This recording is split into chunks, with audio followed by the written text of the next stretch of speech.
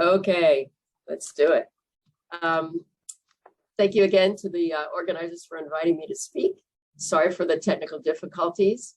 I think that probably somebody should remind everyone, if you have a question, use the Q&A, not the chat. So I'd like to talk to you about the very clinical presentations of SIH. I'm a neurologist and a headache specialist. So sometimes the people that we see in neurology are not exactly the same people that the neuroradiologists see and the surgeons see. So I'm often kind of on the front line of all of this and like to share my perspective. I don't have any relevant disclosures. Please support the Spinal CSF Leak Foundation. And I have a lot of cases to share with you that kind of exemplify how variable the presentation is for people who have these problems. So the first is a 31-year-old woman. She had double vision and intermittent headaches that became constant over about a 2-week period. She went and saw her optometrist. She had a right 6 nerve palsy. Her right nerve didn't, her right eye didn't completely look out. And he ordered a CT scan of the orbits, which was normal. She was evaluated here 2 months later, and she described right temple pain with intermittent burning of her cheek and her ear on the right side. Then she also had pain behind her eyes and pain just to the right of center of her head. There was dull pain in her neck and in the back of her head on the right side. And she had very severe sensitivity to the light and noise with nausea, confusion, and dry heaves. When she woke up in the morning, she rated her pain about a 4 out of 10. At the end of the day, it was rated an 8 out of 10 in severity. It was worse with all Valsalva maneuvers, improved with lying flat, improved with caffeine. She had a normal MRI of the brain with contrast. Second case, this is a 39-year-old music teacher, and she had a history of migraine with aura that started at age 30 and occurred with her menstrual periods and maybe one other time of the month, but resolved easily treated with rizatriptan. Fateful day on May 3rd, 2014, she went on a band trip, and she developed a migraine that lasted about 6 weeks. This is her words, and she had not been healthy since then. She tried her usual rizatriptan. It didn't work. Somebody gave her some steroids that helped for a day.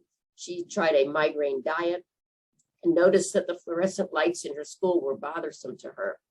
Her sensitivity to light gradually worsened. And by September, in September 2014, she was still able to drive. She could tolerate sunlight. She could tolerate the fluorescent lights at school.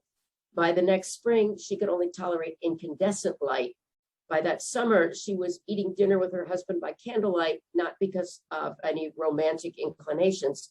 And by August of 2017, she was eating in the dark. I saw her in my neuro-ophthalmology clinic. And at the time of the visit, all light exposure would trigger this headache that she called a migraine. And she was just extremely, extremely sensitive to light. And she had tenderness of her scalp to touch. So when I saw her, her headaches felt like a knife was stabbing her in her head, or she had a skewer in her head or acid burning.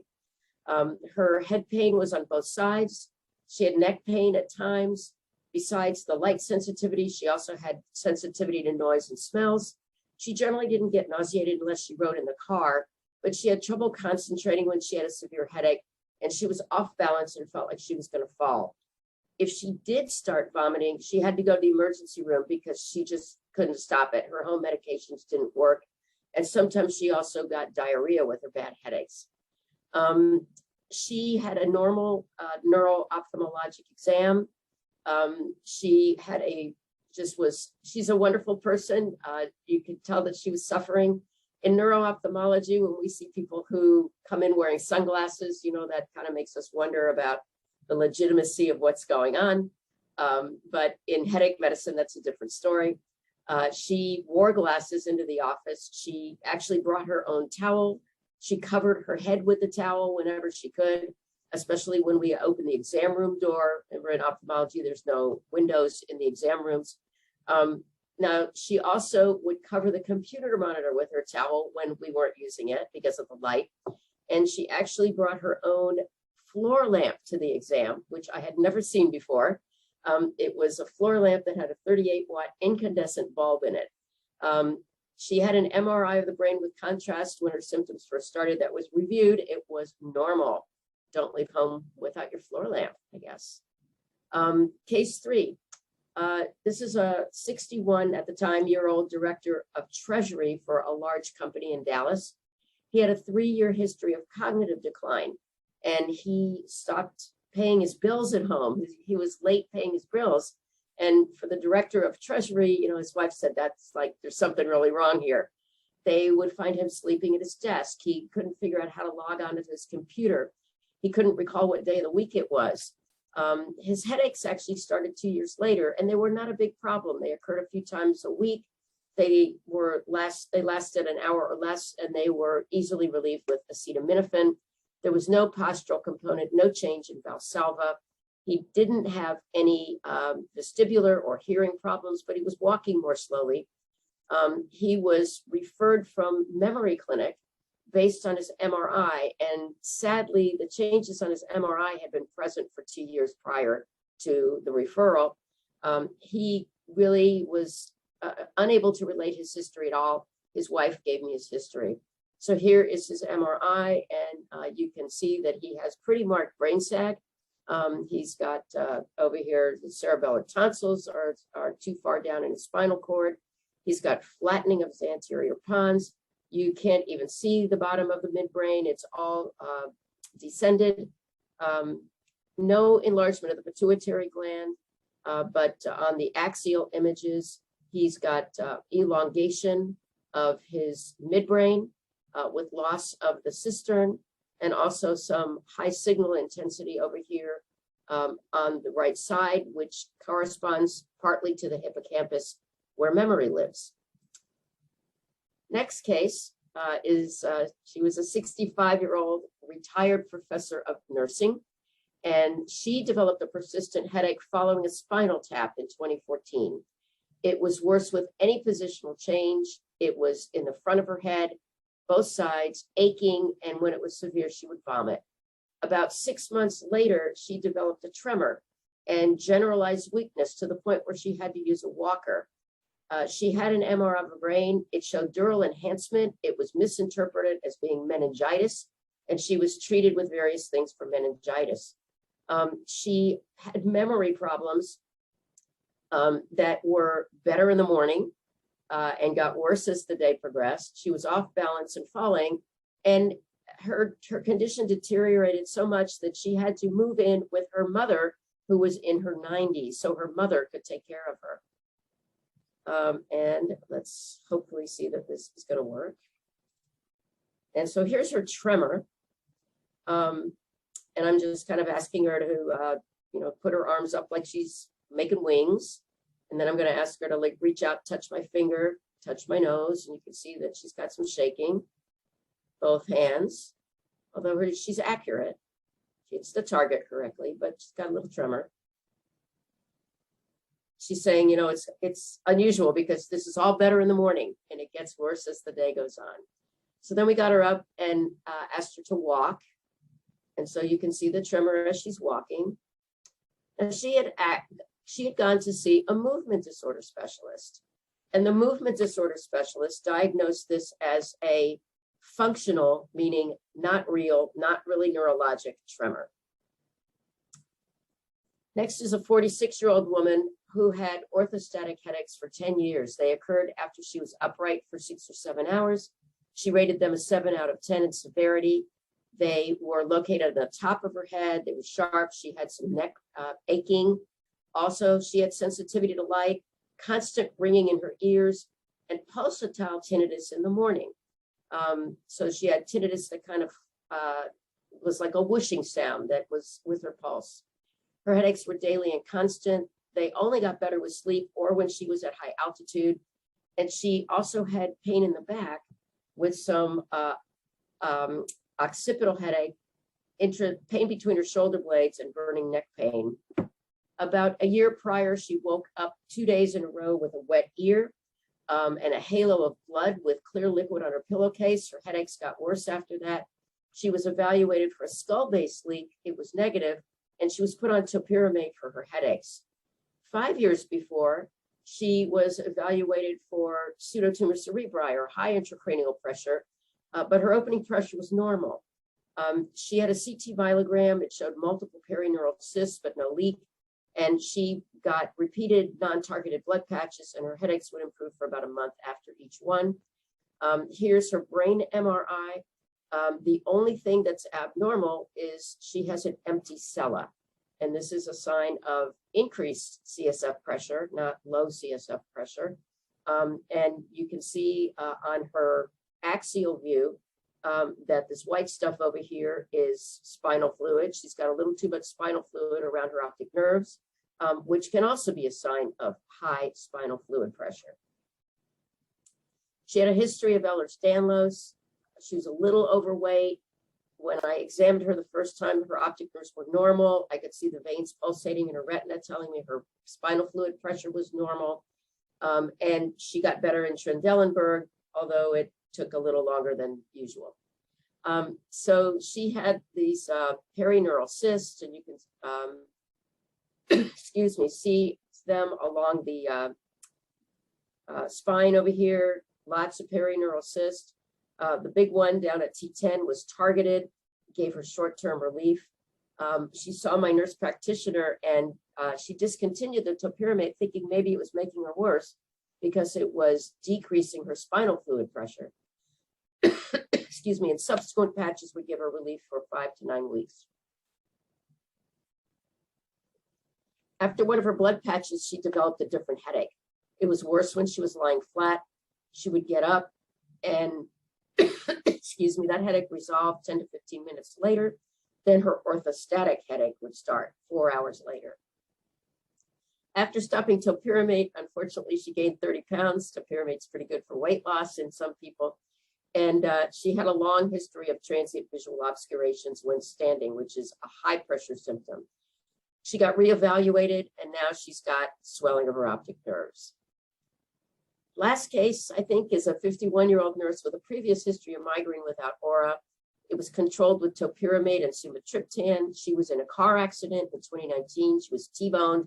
It was a pretty severe accident. The airbag was deployed, but she lost consciousness. She had fractures of her jaw, rib contusions, and neck pain. 2 months later, during sexual activity, she had a thunderclap headache. It came on suddenly at severe intensity, located in the back of her head. It lasted about 6 hours. She thought she was going to die. And after that, she continued to have severe headaches pretty much only during sexual activity or when lifting something heavy or straining. She was laid off during COVID. She went back to take a coding class for medical coding, and she was having trouble keeping up in the class. So all these people are coming to see me. I'm a headache specialist for light sensitivity, this tremor that was diagnosed as being functional, neck pain, dementia, double vision, and facial pain. So, you know, these patients are in our practices for those of us who are physicians and healthcare providers out there. And the problem is that only about 70% are typical, and they followed all those rules that you heard about in the previous talk. So it's up to us to be detectives. So let's start with the headache. The headache is not always present, even if the brain MRI is abnormal. Example was our gentleman who had the cognitive decline. It may be a new daily persistent headache. Patient never had headache, or they had a different type of headache. They develop a headache on a certain day. They can often name exactly when it was, and the headache never goes away. And this is always at my top of mind when people have new daily persistent headache. It may be thunderclap in onset. It's most commonly located in the back of the head and the neck, but it can be any location in the head, including the face. It can be on one side or both sides of the head, and there's nothing really specific about the headache. Typically, we like to hear about orthostatic headaches, worse upright, better when lying down, or headaches that get worse at the end of the day or come on at the end of the day. But some people have paradoxical headaches. They're better when they're upright, and they're worse when lying down. The postural component tends to decrease over time. The pain can be intermittent or constant. Sometimes it does wake people up from sleep. It's often exertional and worsens with Valsalva maneuvers like straining.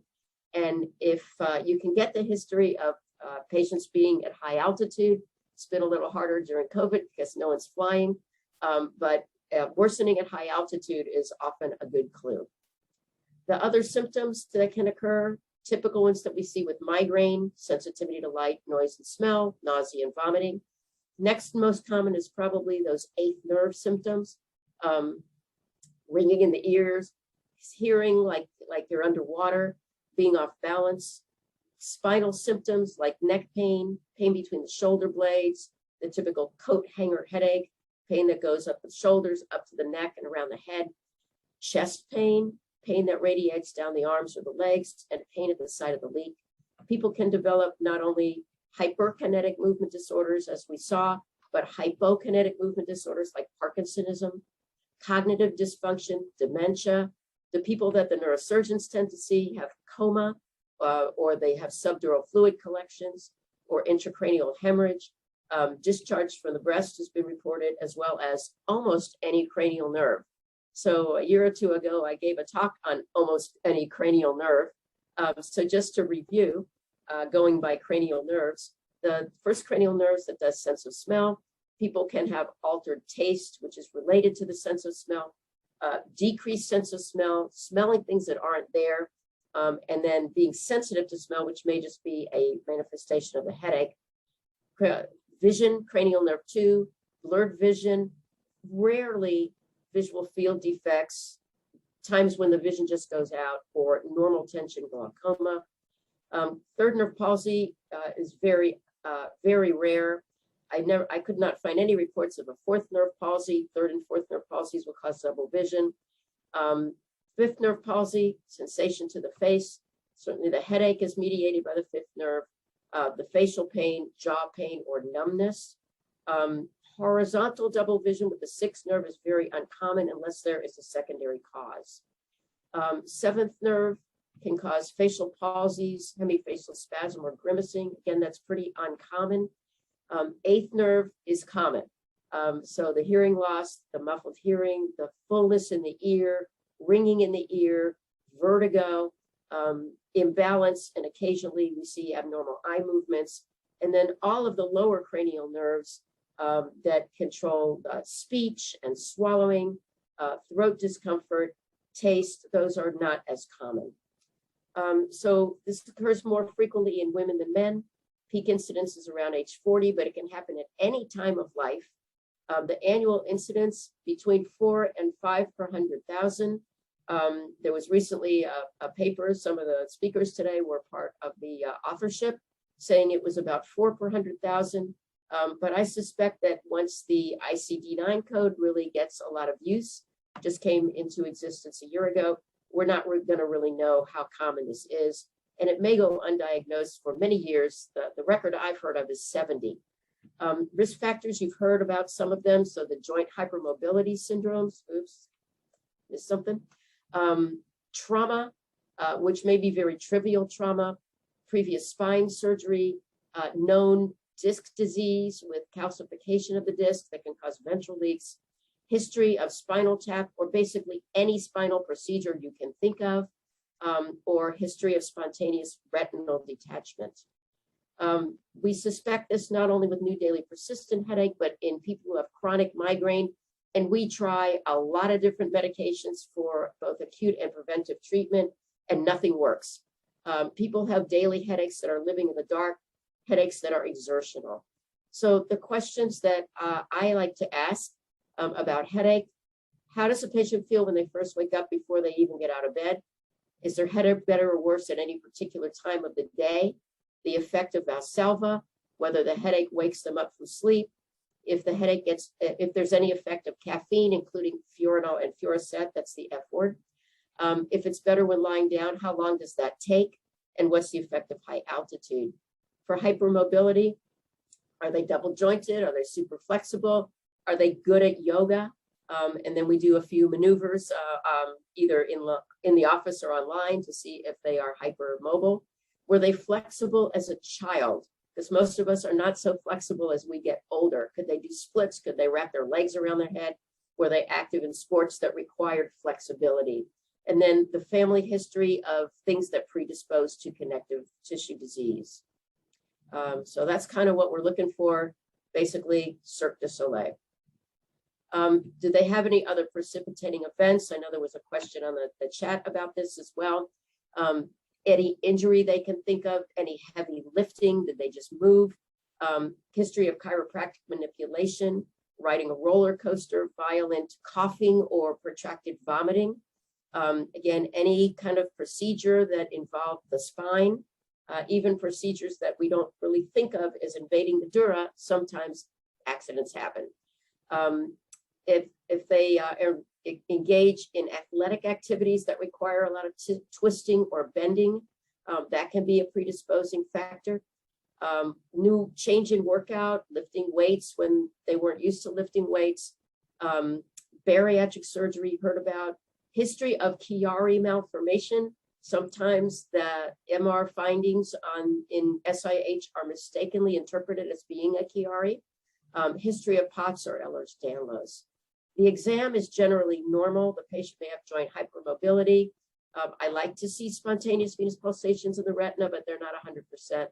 And then the Trendelenburg test I find is very helpful to do in the office to see if the headache and the other symptoms improve.